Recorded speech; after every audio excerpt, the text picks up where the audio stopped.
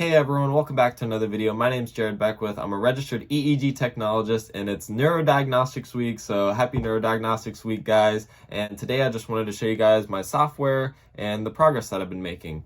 So a couple things we've added is the EEG data length. It's very important to know how long the file is, whether it's a 30-minute EEG or if it's a long-term monitoring one, you want to know how long the file is so you have an idea of what the heck you're looking at. Is this a routine EEG or is this a long-term? Is this a 3-day ambulatory study? Well, now we added the EEG data length so you'll know how long your file is.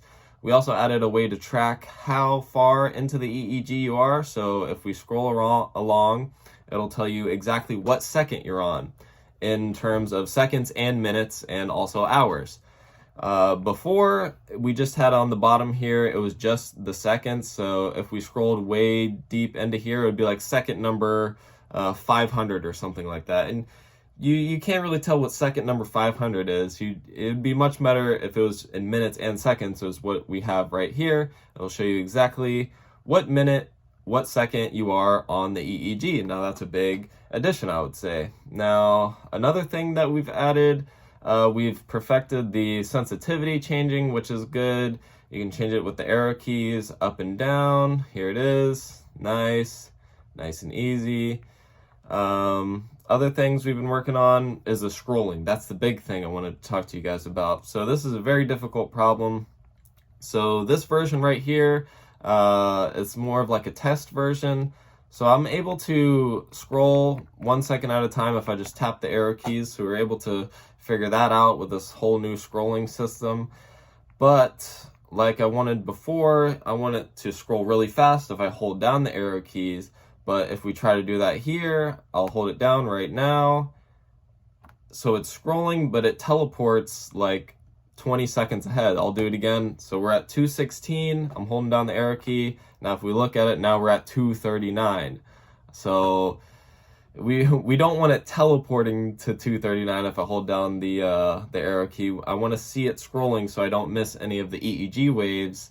That's a big problem, guys. That's a big problem. That's one thing that I've been trying to work on. But the strange thing is, guys, this is one of the strange things about code. So I wanted to hold down the arrow key and just have it scroll fast, but it's doing this teleporting thing.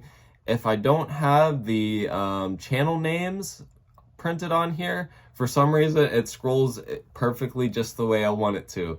But once I add the montage and the channel names, the scrolling does that weird teleporting thing. So in the meantime, I'm gonna work on that so we can do fast scrolling. So especially for long-term monitoring EEGs where the patient is on for 24 hours plus, you're gonna want to be able to scroll through it relatively fast. One good thing that we added with this new scrolling system is you can just click to any point in the EEG and it'll go right there. Nice and easy, guys. Before it would take like 5 or 6 seconds to even load and even go there. Now we can literally just pick any point in the EEG and it tells you exactly where in the EEG you are and it automatically goes there. So in the meantime, with the scrolling thing, I have this way where if you hold down the shift key and you tap the arrow keys, it'll scroll 10 seconds, which on a regular EEG where you're just looking at 10 seconds at a time, it'll just be a full page. So if I hold down shift, I'm scrolling through. Let's see if we find anything interesting. If we find something interesting, go back a little bit. Then we can change the sensitivity, look at things in a different way. See if you see something interesting, and then go back, change the sensitivity back to 7. And let's scroll through this EEG some more. Just 10 seconds at a time. So that's pretty much my backup right now. Just holding down the shift key and then that scrolls at 10 seconds at a time. But yeah, this is pretty interesting EEG. It's the one that we're testing it on. So a couple interesting things to look at on here. Scrolling at it 10 seconds at a time. Oh, go back. Yeah, I'm just trying to fix the scrolling. That's a very difficult thing. Not exactly sure how we're gonna do it, but we'll figure it out. It's getting better every single week. Now our software regressed a little bit, like went backwards, because this is just like a testing thing. So for example, on this testing thing, different things won't be working. Like the artifact reduction, it doesn't work on this test thing, so we'd have to transfer the code over from the old software to this new one if we decide to go with this scrolling system. But I feel like we have to find out a way to where it's able to scroll relatively fast so you can get through longer EEGs in a efficient amount of time, especially for the long-term monitoring ones. So that's one of my main goals. So let me change the sensitivity back.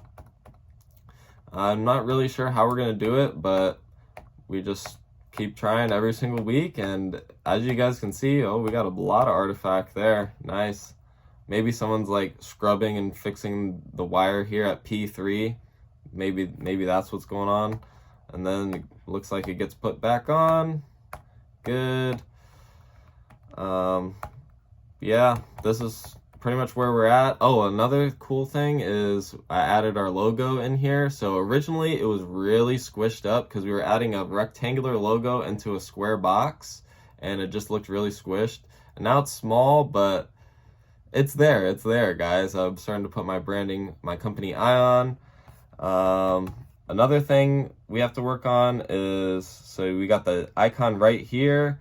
This is just literally the pretty much the Python coding environment logo down here. So we got to change the logo down here as well. So this is literally code straight from PyCharm. PyCharm is where we're doing the code.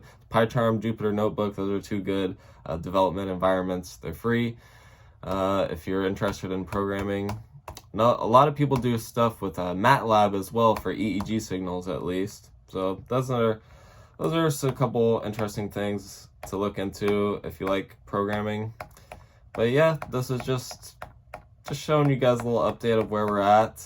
And this, oh, if you're wondering what this ECG percentage is, this was just a way for me to scale the EKG signal. That's one of the things that aren't working right now. And this, in the final version, this won't even be up here, I don't think. It's just because the EKG signals are like way higher amplitude than the EEG signal. So we had to make a way to scale this independently, and we just pretty much made a button for that. But on the final version, that won't even be there, and it'll just be scaled properly. There's a lot of cool things when you're building something from scratch that I just wanted to share with you guys. So this is me and my software. It's 4/18/2022. Here's the latest version. We're just testing this new scrolling system, and hopefully we can find a way to scroll it fast without it doing this weird teleporting thing.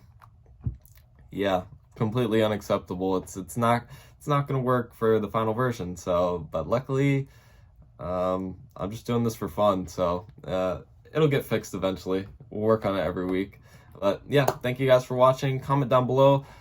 What are some advice or tips you guys can give me when it comes to EEG scrolling? How do you guys scroll with your EEGs? Do you use the mouse? Do you use the arrow keys? How fast do you like it to scroll? Yeah, just give me a couple ideas and maybe I can implement them here on my software. That's pretty much it, guys. If you like this video, hit the like button. Really appreciate it, guys. It helps out a lot. Happy Neurodiagnostics weeks, and I will see you all on the next video.